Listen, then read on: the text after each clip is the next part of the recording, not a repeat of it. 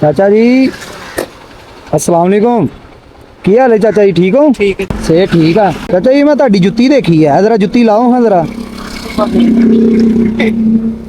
की गल है? हालात ही इस दिन नहीं ले जान बस जुत्ती लाना जरा। अल्लाह और दूजा पैर भी इदा ही है। ਉਹ ਵੀ ਵੈਲਡੀ ਹੋਇਆ ਦਿਲ ਚਾਚਾ ਜੀ ਤੁਹਾਡੇ ਪੈਰ ਦਾ ਸਾਈਜ਼ ਕੀ ਹੈ, ਮੈਨੂੰ ਇਹ ਦੱਸੋ। ਇਹ ਫੜੋ ਜਰਾ। ਇਹ ਹੈਗੀਆਂ ਜਲਾਬਾਂ ਤੇ ਇਹ ਹੈਗੇ ਸ਼ੂਜ਼। ਇਹ ਸ਼ੂਜ਼ ਪਾ ਕੇ ਦੇਖੋ, ਆਹ ਵਾਲਾ ਸਾਈਜ਼ ਆ ਗਿਆ ਵਾ।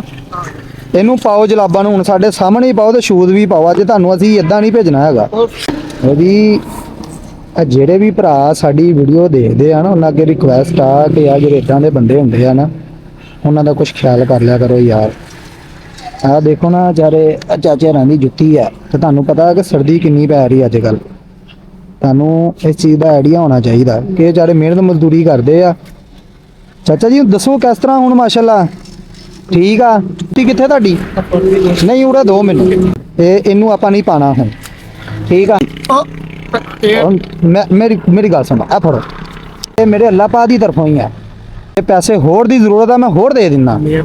ਤੁਸੀਂ ਇਹ 'ਚ ਹੁਣ ਜੋ ਤੁਹਾਡਾ ਦਿਲ ਕਰਦਾ ਤੁਸੀਂ ਲੈ ਕੇ ਜਾਓ। ਰਾਸ਼ਨ ਲੈ ਕੇ ਜਾਣਾ ਜਾਂ ਕੋਈ ਹੋਰ ਸ਼ਾਇਦ ਦੀ ਜ਼ਰੂਰਤ ਹੋਵੇ ਤਾਂ ਉਹ ਲੈ ਕੇ ਜਾਣੀ। ਠੀਕ ਹੈ ਚਾਚਾ ਜੀ, ਗਲੇ ਮਿਲੋ ਹੁਣ ਜ਼ਰਾ ਤੁਹਾਨੂੰ।